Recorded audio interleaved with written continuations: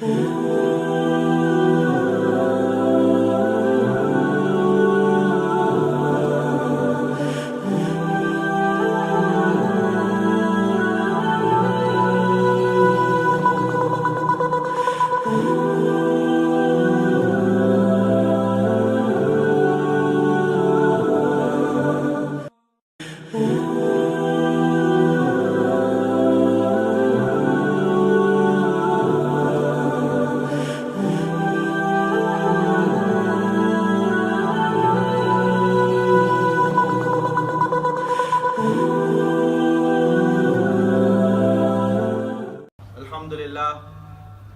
لله نحمده ونستعينه ونؤمن به ونتوكل عليه ونعوذ بالله من شرور أنفسنا ومن سيئات أعمالنا من يهده الله فلا مضل له ومن يضلل فلا هادي له وأشهد أن لا إله إلا الله وحده لا شريك له وأشهد أن محمدا عبده ورسوله أرسله الله تعالى بالحق بشيرا ونذيرا أما بعد فإن خير الحديث كتاب الله وخير الهدي هدي محمد صلى الله عليه وآله وسلم وشر الأمور محدثاتها وكل محدثة بدعة وكل بدعة ضلالة وكل ضلالة في النار فأعوذ بالله من الشيطان الرجيم بسم الله الرحمن الرحيم يا أيها الذين آمنوا اتقوا الله حق تقاته ولا تموتن إلا وأنتم مسلمون يا أيها الناس اتقوا ربكم الذي خلقكم من نفس واحدة وخلق منها زوجها وبث منهما رجالا كثيرا ونساء واتقوا الله الذي تساءلون به والأرحام إن الله كان عليكم رقيبا يا أيها الذين آمنوا اتقوا الله وقولوا قولا سديدا يصلح لكم أعمالكم ويغفر لكم ذنوبكم ومن يطع الله ورسوله فقد فاز فوزا عظيما. میرے محترم بھائیوں، بزرگوں اور دوستوں اور امت کے نونہال بچوں، تمام قسم کی تعریف، بڑائی، عظمت و کبریائی اس اللہ وحدہ لا شریک کے لیے ہے جو ہم سب کا خالق اور مالک ہے. بعدہ صلاۃ و سلام کا نزول ہو تمام انبیاء پر، خصوصاً اس ذات مقدسہ مطہرہ مبرکہ پر جن کا نام اسم گرامی جناب عربی شفیع المذنبین خاتم المرسلین محمد الرسول اللہ صلی اللہ علیہ وآلہ وسلم. میرے محترم بھائیوں، اللہ تبارک و تعالیٰ نے قرآن کریم میں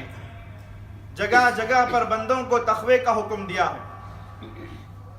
تقوی کا مطلب ہے اللہ تبارک و تعالیٰ کے احکام کو بجا لانا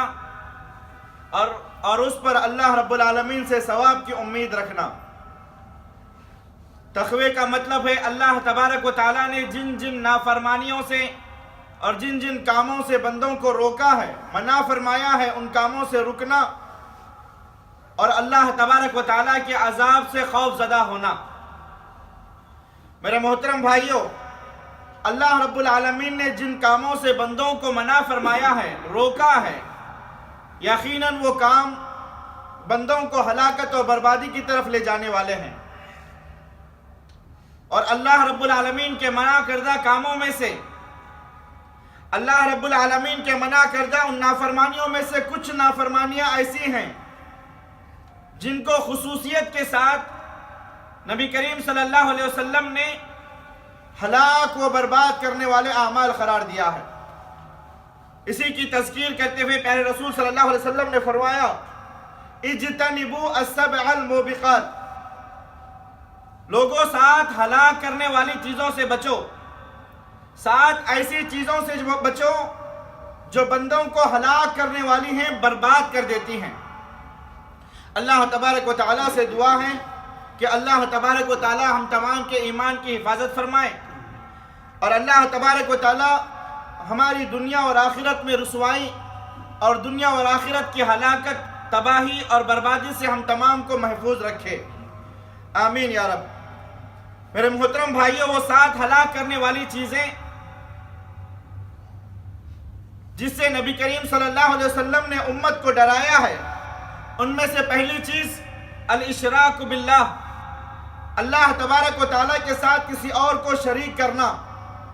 اللہ تبارک و تعالیٰ کے ساتھ اللہ تبارک و تعالیٰ کا ساجی بنانا، یہ دنیا میں پائے جانے والے گناہوں میں سب سے بڑا گناہ ہے۔ پیارے رسول صلی اللہ علیہ وسلم سے پوچھا گیا ایُّ الذنب اعظم یا رسول اللہ، اے اللہ کے رسول صلی اللہ علیہ وسلم گناہوں میں سب سے بڑا گناہ کون سا ہے؟ پیارے رسول صلی اللہ علیہ وسلم نے فرمایا ان تجعل للہ ندا وہو خلقک، جس رب نے تمہیں پیدا کیا ہے تم اس رب کو چھوڑ کر کے کسی اور کو پکارو، یہ گناہوں میں سب سے بڑا گناہ۔ اس کی تفصیل گزشتہ خطبہ جمعہ میں آپ حضرات کے سامنے بیان کیا جا چکا ہے۔ آج کے اس خطبہ جمعہ میں ہم اللہ رب العالمین کی توفیق سے اور اس کی مرضی سے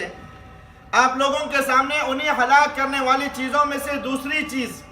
انہی ہلاک کرنے والے اعمال میں سے دوسرا عمل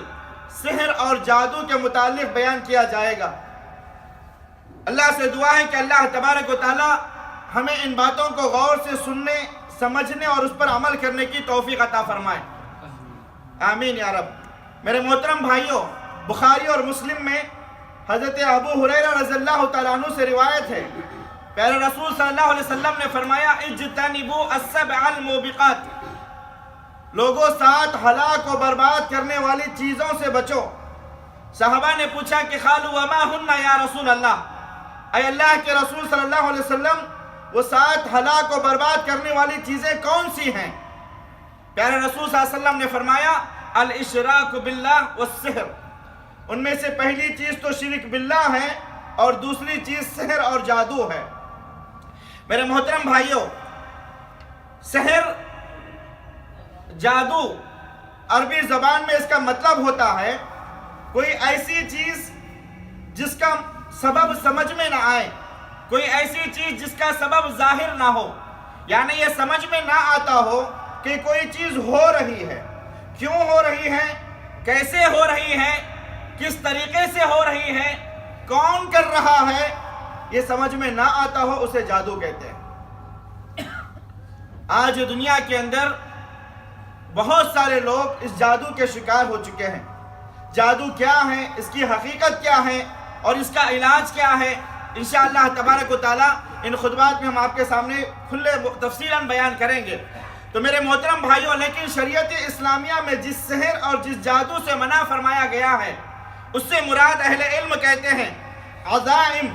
و رقا و عقد تؤثر فی القلوب والابدان، یعنی ایسے منتر، ایسے کلمات اور ایسی گرہیں اور ایسی گھاٹیاں جو رسی، دھاگے اور بالوں میں لگائی جاتی ہیں، یعنی رسی میں، دھاگے میں، بالوں میں جادوگر گرہیں لگا کر کے، گھاٹیاں باندھ کر کے کچھ ایسے منتر اور کچھ ایسے کلمات پڑھ کر کے پھونکتا ہے جس کی وجہ سے لوگوں کے دلوں اور جسموں پر اثر پیدا کر کے لوگوں کو بیمار کیا جا سکتا ہے یا لوگوں کو موت کے گھاٹ اتارا جا سکتا ہے۔ اور انہی منتروں اور انہی گھاٹیوں کے ذریعے میاں بیوی کے درمیان تفرقہ ڈالا جا سکتا ہے، اس کو سحر اور جادو کہتے ہیں۔ میرے محترم بھائیوں، اہل علم میں سحر اور جادو کی جو تعریف بیان کی ہے، اس سے یہ بات واضح طور پر سمجھ میں آتی ہے کہ جادو حق ہے، جادو کے اندر ایک حقیقت ہے، جادو کے ذریعے لوگوں کو نقصان پہنچایا جا سکتا ہے۔ اسی طریقے سے قرآن کریم کی ان تعلیمات کو، قرآن کریم کی تعلیمات کو اگر دیکھا جائے تو پتہ چلتا ہے کہ اللہ تبارک و تعالیٰ نے جادو کے اندر اثر رکھا ہے،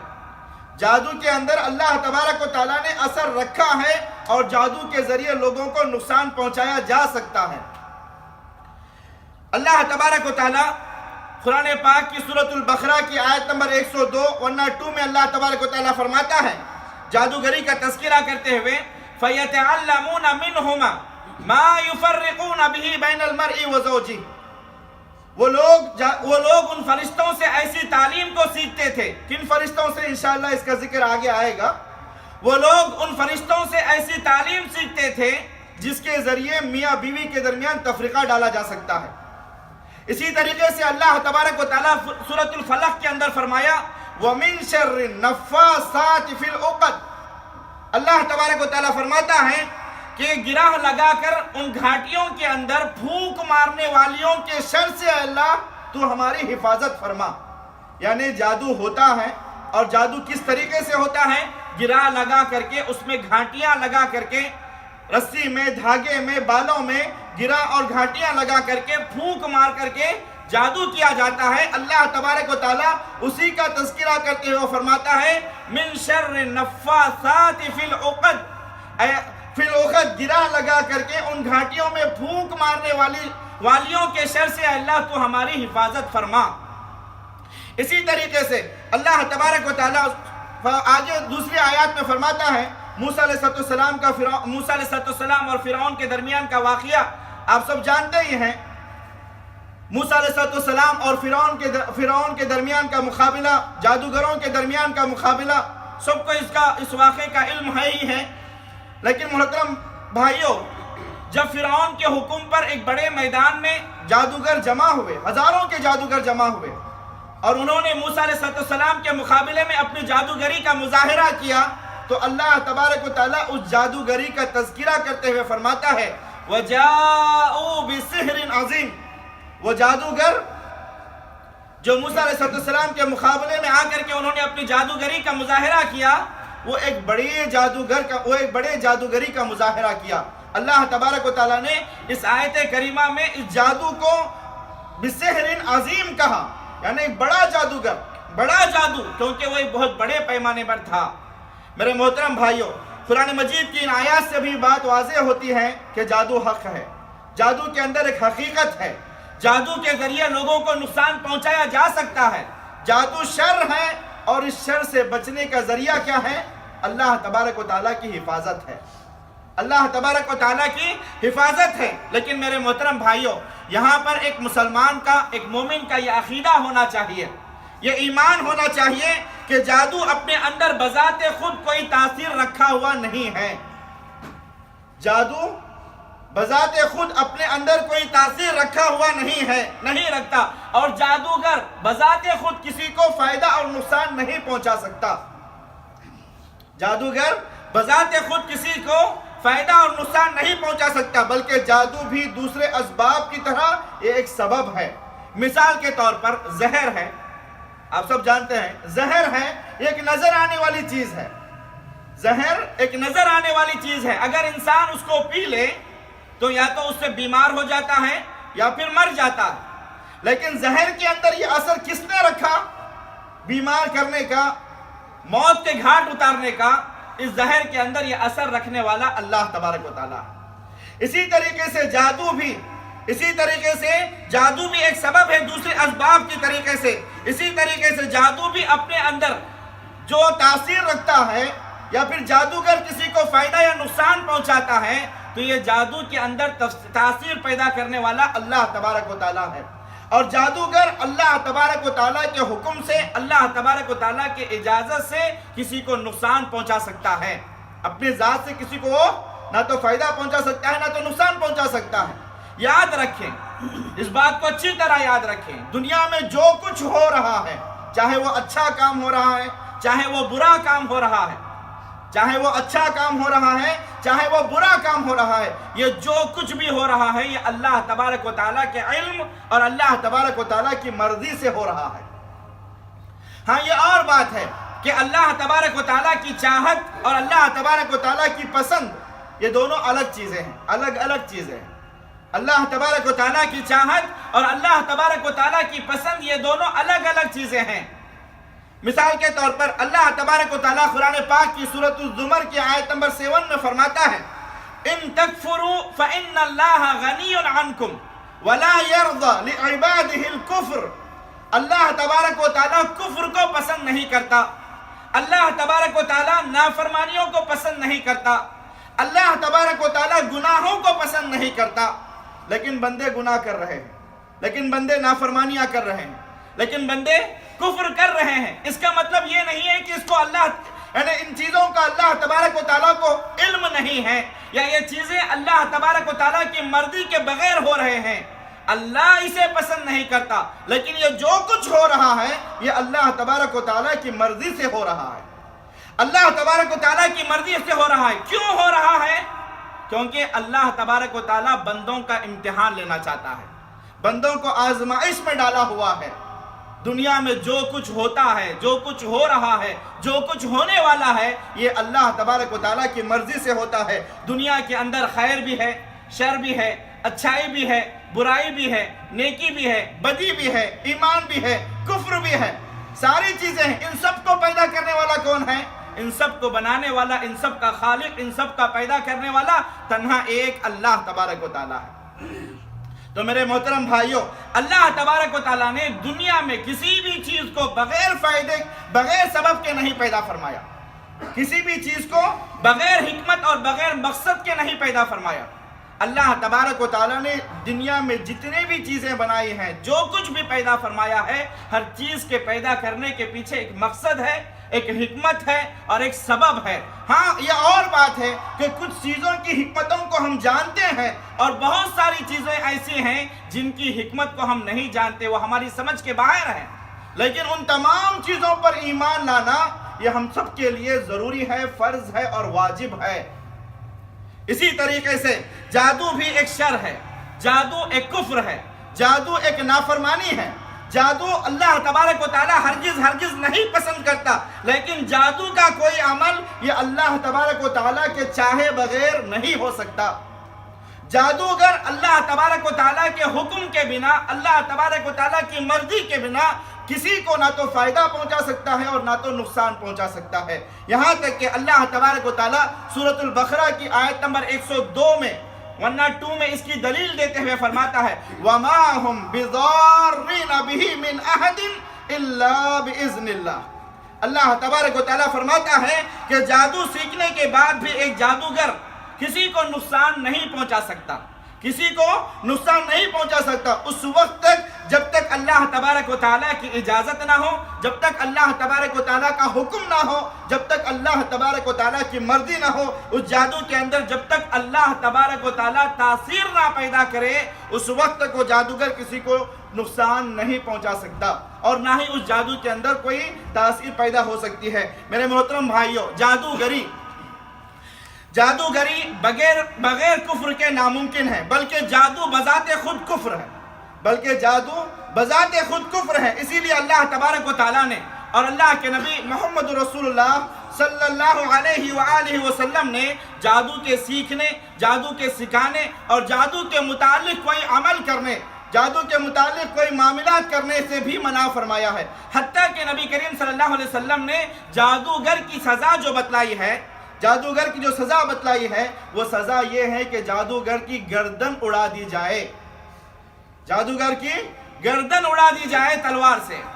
جادوگر کو قتل کر دیا جائے گا۔ یہ اسلام اور شریعت اس کی سزا بتاتی ہے، کیونکہ جادو کا جو کفر ہے، جادو کا جو شر ہے، یہ شر پوری امت کے لیے ہے اور جادوگر کسی کو فائدہ نہیں پہنچا سکتا سوائے نقصان کے۔ میرے محترم بھائیوں، اللہ تبارک و تعالیٰ جادو اور جادوگری کی مذمت کو بیان کرتے ہوئے اپنے کلام پاک کی سورۃ الطٰہٰ آیت نمبر 69 میں فرماتا ہے وَلَا يُفْلِحُ السَّاحِرُ حَيْثُ أَتَى۔ جادوگر جو کچھ بھی کرے، جادوگر جیسا بھی کچھ کرے، جو کچھ بھی کرے، جیسا بھی وہ نقصان پہنچانے کی کوشش کرے، لیکن وہ کامیاب نہیں ہو سکتا۔ جادوگر کامیاب نہیں ہو سکتا، اسے کامیابی نہیں حاصل ہو سکتی۔ جادو کتنا بھی بڑا کیوں نہ ہو، کتنا بھی خطرناک کیوں نہ ہو، کتنا بھی بھیانک کیوں نہ ہو، اگر ایک بندے مومن اللہ تبارک و تعالیٰ کی ذات پر ایمان رکھتے ہوئے، اللہ تبارک و تعالیٰ کی ذات پر بھروسہ رکھتے ہوئے، اللہ پر ایمان اور بھروسہ رکھتے ہوئے اللہ تبارک و تعالیٰ کے پاک کلام کے ذریعے ان آیتوں کو پڑھ کر کے اگر جادو کا دفاع کرتا ہے تو اللہ تبارک و تعالیٰ کے حکم سے جادو وہیں پر اسی وقت ریزہ ہو جاتا ہے۔ یہ اللہ تبارک و تعالیٰ کے کلام کے اندر یہ تاثیر اللہ تبارک و تعالیٰ نے رکھا ہوا ہے۔ اسی طریقے سے اللہ تبارک و تعالیٰ نے جادو کی تعلیم کو کفر قرار دیا، اس لیے کہ ایک جادوگر ہمیشہ اپنے کفر کے ساتھ دجل، فریب، جھوٹ اور مکاری سے کام لیتا ہے، دھوکہ دری سے کام لیتا ہے۔ مثال کے طور پر اللہ تبارک و تعالیٰ قرآن مجید کے اندر ایک قوم کی مثال دیا ہے، یہودیوں کی مثال۔ یہودیوں نے جب جادو کی تعلیم حاصل کی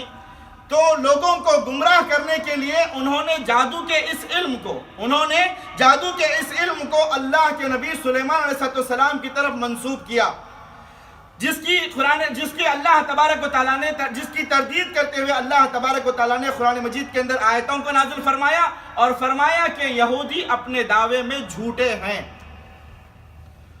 یہودی اپنے دعوے میں جھوٹے ہیں۔ اور یہ بات مسلم ہے کہ جادو کا علم یہ یہودیوں کے اندر بہت زیادہ پایا جاتا تھا اور پایا جاتا ہے۔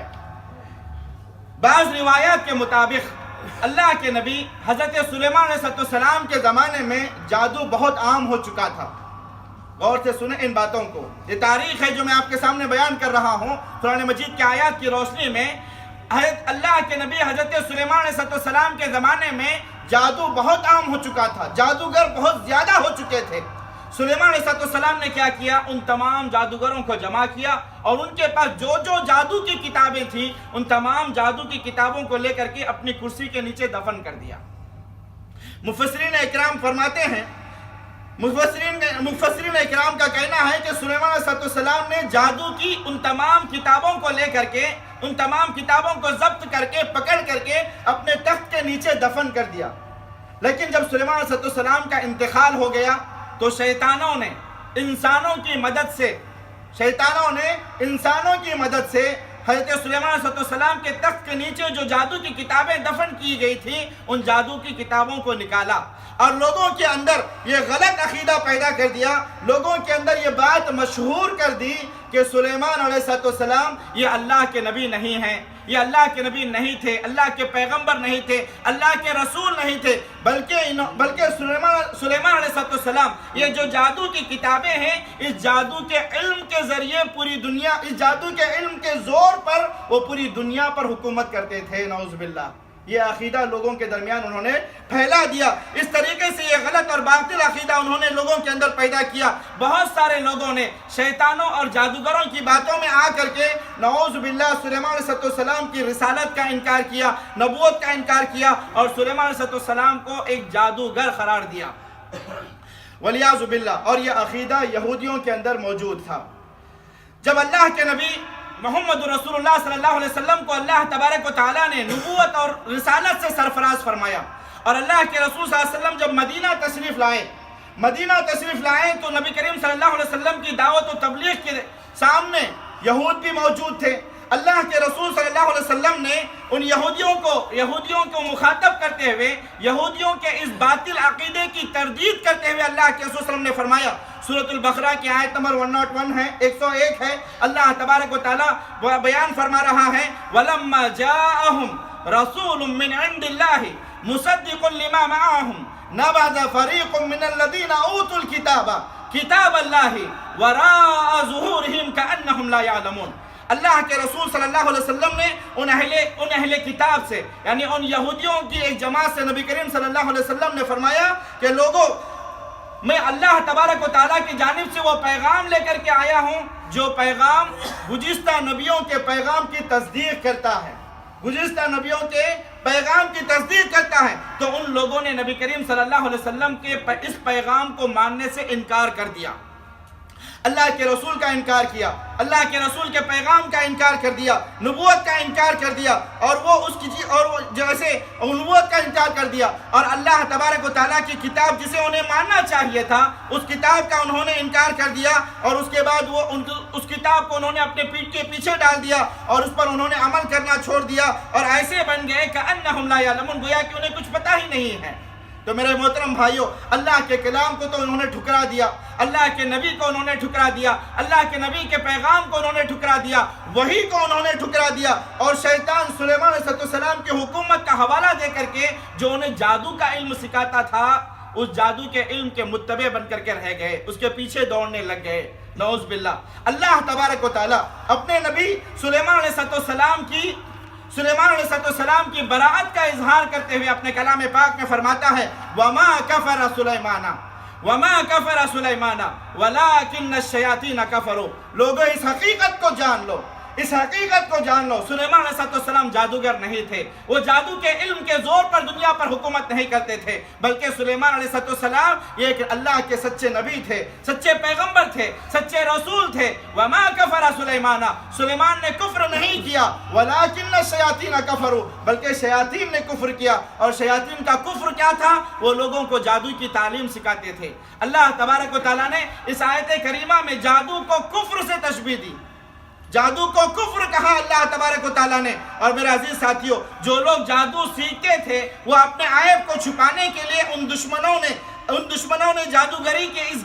اللہ تبارک و تعالیٰ کے ان دشمنوں نے جادوگری کی اس گھنونے جرم کو، جادوگری کی اس جنون علم کو انہوں نے اللہ کے نبی سلیمان علیہ السلام کی طرف اس کو منسوب کیا، تاکہ لوگ رغبت اور شوق سے سیکھنے کے لیے آئیں اور اس کو برا نہ سمجھیں۔ اسی طریقے سے میرے محترم دوستو، اللہ تبارک و تعالیٰ آگے فرماتا ہے وَمَا كَفَرَ سُلَيْمَانَ وَلَكِنَّ الشَّيَاطِينَ كَفَرُوا يُعَلِّمُونَ النَّاسَ السِّحْرَ وَمَا أُنزِلَ عَلَى الْمَلَكَيْنِ بِبَابِلَ هَارُوتَ وَمَارُوتَ۔ اللہ تبارک و تعالیٰ یہاں پر فرماتا ہے کہ شیطانوں نے کفر کیا، اور وہ کفر کیا تھا؟ وہ لوگوں کو جادو سکھاتے تھے۔ جادو سیکھنا کفر ہے، جادو سکھانا کفر ہے، اور جادو کے تعلق سے کوئی معاملہ کرنا بھی یہ کفر ہے۔ اللہ نے اس آیت کریمہ میں واضح طور پر بیان کر دیا۔ اور آگے اللہ تبارک و تعالیٰ فرماتا ہے کہ شیاطین جو لوگوں کو جادو کا علم سکھاتے تھے، اور وہ ان چیزوں کو سکھاتے تھے جن چیزوں کو اللہ تبارک و تعالیٰ نے بابل میں ہاروت اور ماروت پر نازل فرمایا تھا۔ برادران اسلام، مفسرین کہتے ہیں کہ بابل کی ایک بستی میں اللہ تبارک و تعالیٰ نے 2 فرشتوں کو نازل فرمایا۔ ان میں سے ایک فرشتے کا نام ہاروت تھا اور دوسرے فرشتے کا نام ماروت تھا۔ ایک فرشتے کا نام ہاروت تھا اور دوسرے فرشتے کا نام ماروت تھا۔ اللہ تبارک و تعالیٰ نے ان دونوں فرشتوں کو بندوں کی آزمائش کے لیے زمین پر اتارا۔ اللہ تبارک و تعالیٰ نے لوگوں کی ان 2 فرشتوں کو بندوں کے امتحان اور ان کی ابتلا کے لیے دنیا کے اندر بھیجا۔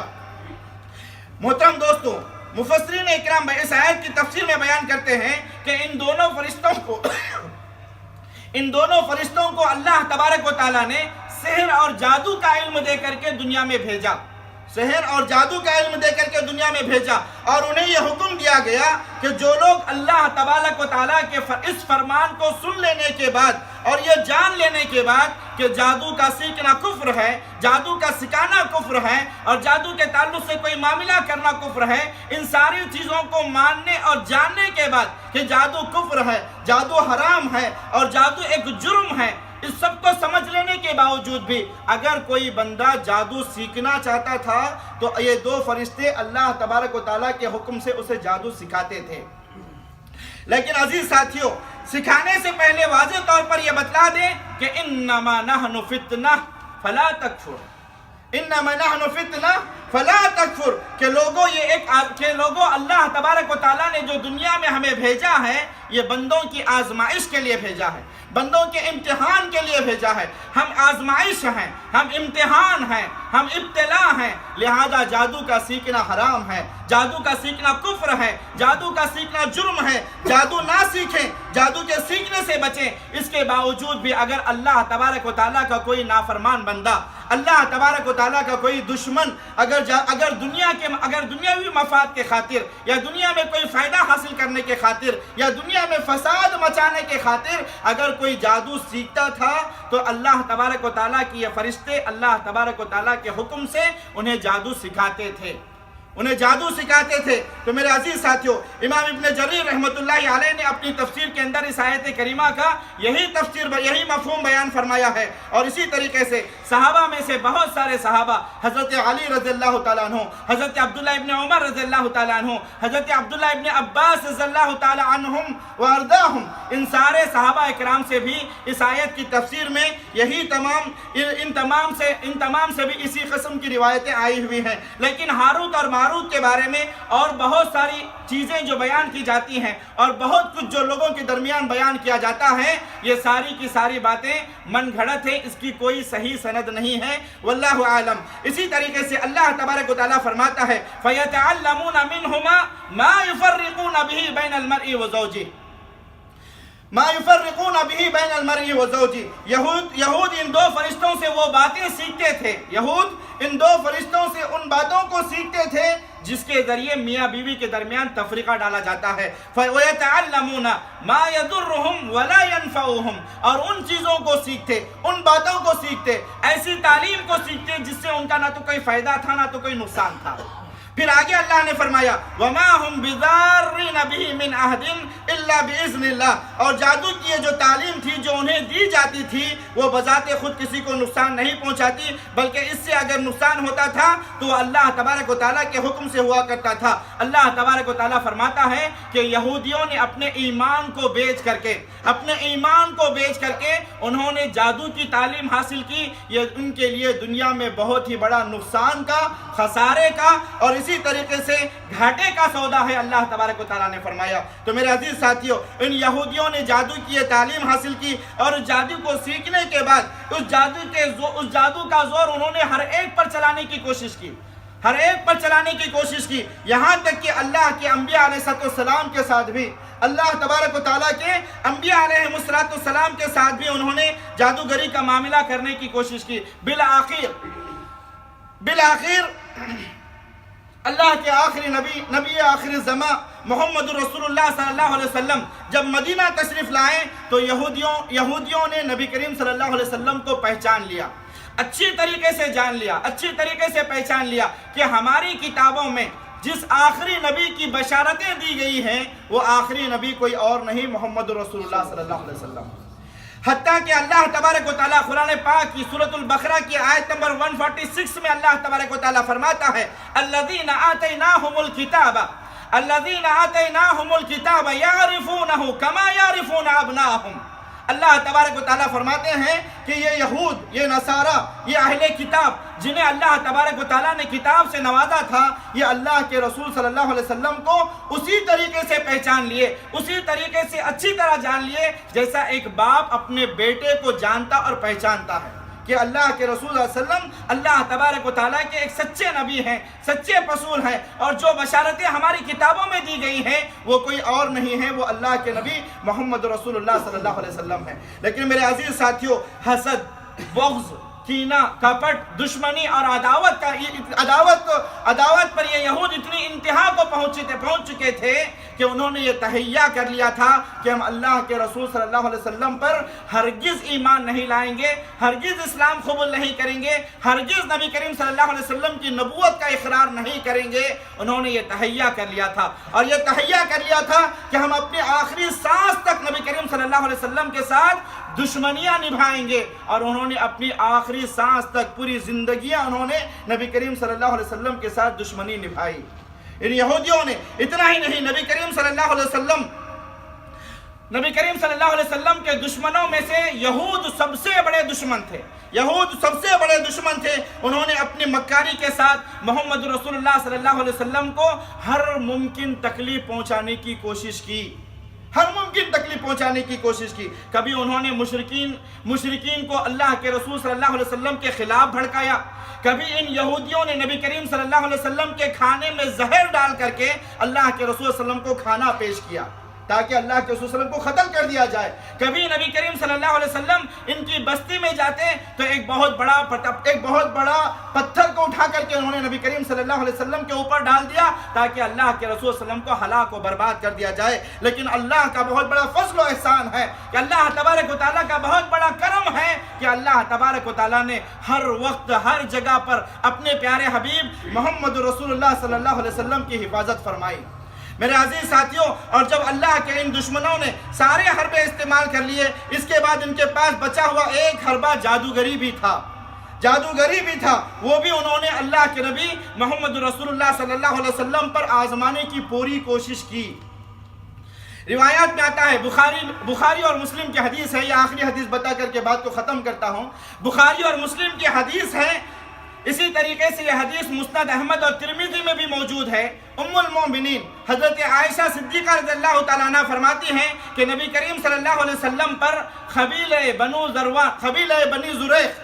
حضرت عائشہ صدیقہ رضی اللہ تعالیٰ عنہ فرماتی ہیں کہ نبی کریم صلی اللہ علیہ وسلم پر قبیلہ بنو زریق کے ایک آدمی نے قبیلے بنی زریق کے ایک آدمی نے جادو کیا.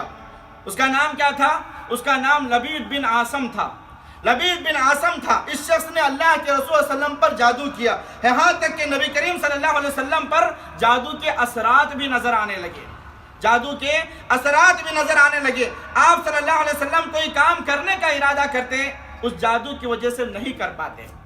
آپ صلی اللہ علیہ وسلم کبھی ایسا کوئی کام کرنے کے لیے جاتے لیکن نبی کریم صلی اللہ علیہ وسلم کام کو نہیں کر پاتے. کبھی آپ صلی اللہ علیہ وسلم کو ایسے لگتا کہ آپ صلی اللہ علیہ وسلم نے کوئی کام کر لیا ہے لیکن نہیں کیے ہوتے. کبھی نبی کریم صلی اللہ علیہ وسلم کو محسوس ہوتا کہ وہ اپنی بیوی کے ساتھ جماع کر سکتے ہیں لیکن وہ جماع نہیں کر پاتے. کبھی نبی کریم صلی اللہ علیہ وسلم کبھی ایسے ہوتا کہ آپ صلی اللہ علیہ وسلم نے اپنی بیوی کے ساتھ جماع کر لیا ہے لیکن جماع نہیں کیے ہوتے. یہ جادو کا اثر تھا اللہ کے رسول صلی اللہ علیہ وسلم پر. یہاں یہ جادو کے اور یہ جادو کے جتنے اسباب ہیں یا پھر یہ جادو کی جتنے قسمیں ہیں، ان قسموں میں سے سب سے بڑی اور سب سے خطرناک یہ قسم تھی جو اللہ کے رسول صلی اللہ علیہ وسلم پر آزمائی گئی. میرے محترم بھائیوں، ام المومنین حضرت عائشہ صدیقہ رضی اللہ تعالیٰ عنہ فرماتی ہیں کہ نبی کریم صلی اللہ علیہ وسلم ایک رات یا ایک دن میرے گھر پر تشریف لائے. میرے گھر پر تشریف لائے. آپ صلی اللہ علیہ وسلم نے فرمایا، یا عائشہ اشعرتی ان اللہ افتانی فیما استفتیتہ فیہ. اے عائشہ، کیا تم جانتی ہو کہ اللہ تبارک و تعالیٰ نے جس مسئلے کے بارے میں اللہ سے دعا کر رہا تھا اس مسئلے کا حل مجھے بتلا دیا. اس مسئلے کا حل بتلا دیا. اللہ کے رسول صلی اللہ علیہ وسلم نے فرمایا، آتانی رجلان فقعد احدهما عند راسی والآخر عند رجلی. میرے پاس دو آدمی آئے. ایک آدمی میرے سرہانے بیٹھ گیا اور دوسرا آدمی میرے پیتے بیٹھ گیا، یعنی میرے پاؤں کے پاس بیٹھ گیا، اور ان دونوں نے گفتگو کرنا شروع کر دیا. پہلے نے کہا کہ اس آدمی کو کیا ہو گیا ہے، دوسرے نے کہا کہ اس آدمی پر جادو کیا گیا. پھر پہلے والے آدمی نے کہا کہ اس آدمی پر جادو کیا. پہلے والے آدمی نے کہا کہ کس نے اس پر جادو کیا ہے، تو دوسرے آدمی نے کہا کہ اس پر لبید بن عاصم نے جادو کیا ہے. پھر پہلے والے آدمی نے پوچھا کہ کن چیزوں میں جادو کیا گیا ہے، تو دوسرے آدمی نے کہا کہ کنگھی میں، بالوں میں اور کھجور کے مذکر تنے کے اندر جادو کیا گیا ہے. پھر پہلے والے آدمی نے پوچھا کہ جادو کر کے کہاں رکھا گیا ہے. دوسرے والے آدمی نے کہا، بتلایا کہ جادو کر کے زروان نامی ایک کنویں کے اندر رکھا گیا ہے. یہ دونوں کے دونوں گفتگو کے ذریعے اللہ کے رسول صلی اللہ علیہ وسلم کو بتا رہے تھے. بعض روایات میں اس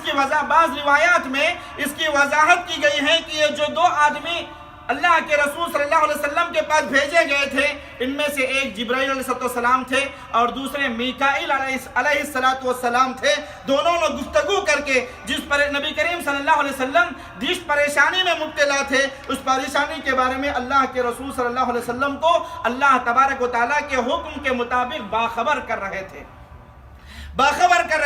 اور یہ وحی کی قسموں میں سے ایک قسم ہے جسے اللہ تبارک و تعالیٰ نے اللہ کے رسول محمد رسول اللہ صلی اللہ علیہ وسلم کو عطا فرمائی تھی. نبی کریم صلی اللہ علیہ وسلم کو جب یہ پتہ چلا کہ زروان نامی ایک کنویں میں کھجور کے ایک تنے میں کنگھی اور بالوں میں جادو کر کے اس کنویں کے اندر رکھا گیا ہے، تو اللہ کے رسول صلی اللہ علیہ وسلم صحابہ اکرام کی ایک جماعت کے ساتھ وہاں پر تشریف لائے. نبی کریم صلی اللہ علیہ وسلم فرماتے ہیں کہ عائشہ رضی اللہ تعالیٰ عنہ، جادو کا زور اتنا زیادہ تھا. نبی کریم صلی اللہ علیہ وسلم اس کنویں کے پاس پہنچ کر کے جب جادو کے زور کو دیکھا تو حضرت عائشہ رضی اللہ تعالیٰ عنہ کو اس کی کیفیت بیان کرتے ہوئے فرماتے ہیں کہ عائشہ،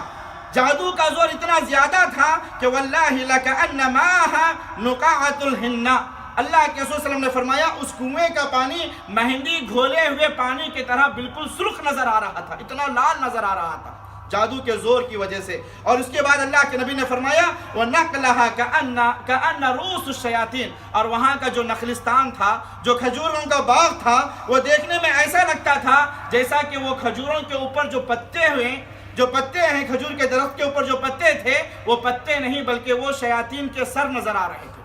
اتنا بھیانک جادو اللہ کے رسول صلی اللہ علیہ وسلم پر کیا گیا تھا۔ پھر ام المومنین عائشہ رضی اللہ تعالیٰ عنہ فرماتی ہیں کہ میں نے کہا اللہ کے نبی صلی اللہ علیہ وسلم آپ نے اس کو نکالا کیوں نہیں؟ تو نبی کریم صلی اللہ علیہ وسلم نے فرمایا اللہ تبارک و تعالیٰ نے مجھے شفا دے دیا، میں نے مناسب نہیں سمجھا کہ اس چیز کو نکال کر کے، اس چیز کو لوگوں کے اندر ظاہر کر کے میں لوگوں کے اندر فتنے کا سبب بناؤں۔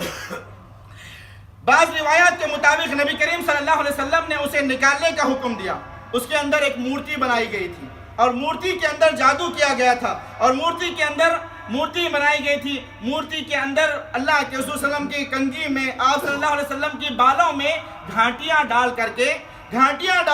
ان گھاٹیوں کے اندر جادو کیا گیا تھا۔ اللہ کے رسول صلی اللہ علیہ وسلم نے سورۃ الفلق اور سورۃ الناس، قل اعوذ برب الفلق اور قل اعوذ برب الناس، ان دو سورتوں کو پڑھ کر کے دم کیا۔ جو ہی دم کیا اللہ کے رسول صلی اللہ علیہ وسلم نے اللہ تبارک و تعالیٰ کے حکم سے اللہ کے رسول صلی اللہ علیہ وسلم پر جو جادو کیا گیا تھا وہ جادو کا اثر مکمل طور پر ختم ہو گیا، لہٰذا اس حدیث سے یہ بات ثابت ہوتی ہے کہ جس طریقے سے اللہ تبارک و تعالیٰ نے محمد رسول اللہ صلی اللہ علیہ وسلم کو دنیا میں بہت سے آزمائشوں میں مبتلا کیا تھا، آپ زخمی کیے گئے، آپ بیمار کیے گئے، آپ زخمی کیے گئے، آپ بیمار کیے گئے، اسی طریقے سے آپ صلی اللہ علیہ وسلم کو اپنی بستی سے نکالا گیا، اسی طریقے سے آپ صلی اللہ علیہ وسلم پر جادو کا بھی اثر ہوا تھا تاکہ آپ کے درجات بلند ہو، اسی طریقے سے آپ صلی اللہ علیہ وسلم کے اس جادو کے علاج میں امت کو بھی علاج مل گیا۔ تو میرے محترم بھائیوں، آخری بات یہی بتا کر کے بات کو ختم کرتا ہوں، جادو جتنا بھی خطرناک ہو، جتنا بھی بھیانک ہو، جتنا بھی بڑا کیوں نہ ہو، اگر ایک مومن، اگر ایک مسلمان اللہ تبارک و تعالیٰ کی ذات پر بھروسہ کرتا ہوا، اللہ پر ایمان لا کر کے، اللہ پر بھروسہ کرتے ہوئے، اللہ تبارک و تعالیٰ کے پاک کلام قرآن مجید کی آیتیں پڑھ کر کے اگر اس جادو کا دفاع کرتا ہے تو اللہ تبارک و تعالیٰ کے حکم سے جادو وہیں پر اسی وقت ریزہ ہو جاتا ہے، بشرط یہ ہے کہ بندہ اللہ تبارک و تعالیٰ پر ایمان رکھے اور اللہ تبارک و تعالیٰ پر بھروسہ رکھے۔ جادو کے متعلق اور بہت ساری باتیں ہیں کہ جادو کیسے ہوتا ہے، یا پھر جادو کی کیا سزائیں ہیں، یا پھر جادو اگر کسی پر ہو جاتا ہے تو اس کے لیے کیسے علاج کرنا چاہیے، انشاءاللہ اگلے خطبے میں ہم آپ کے سامنے بیان کریں گے۔ اللہ سے ہم دعا کرتے ہیں کہ اللہ تبارک و تعالیٰ ہم تمام کے ایمان کی حفاظت فرمائے، اور اللہ تبارک و تعالیٰ ہم تمام کو ان کبیرہ گناہوں سے بچنے، ان بڑے گناہوں سے بچنے اور ان ہلاکت و برباد کرنے والے گناہوں سے بچنے کی اللہ تبارک و تعالیٰ ہم تمام کو توفیق عطا فرمائے۔ اقول قولی ھذا واستغفر اللہ لی ولکم ولسائر المسلمین من کل ذنب فاستغفروا واتوبوا الیہ انہ هو الغفور الرحیم۔